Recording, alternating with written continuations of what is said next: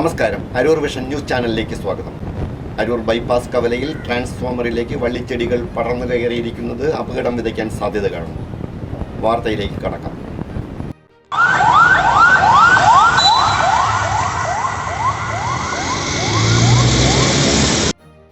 Aroor bypass കവലയിൽ ട്രാൻസ്ഫോമറിലേക്ക് വള്ളിച്ചെടികൾ പടർന്നു കയറിയിരിക്കുന്നത് അപകടം വിതയ്ക്കാൻ സാധ്യത കാണുന്നു.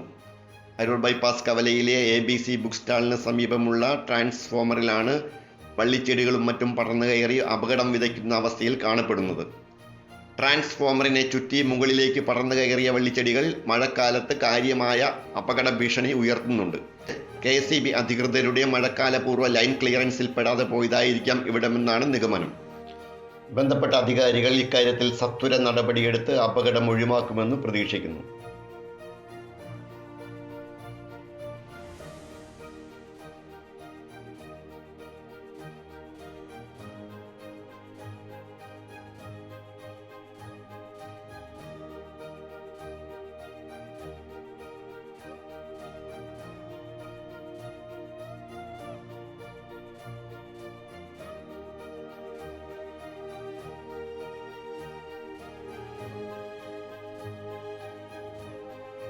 അരൂർ വിഷൻ ന്യൂസ് ചാനലിന് വേണ്ടി LS അശോക് കുമാർ. നന്ദി.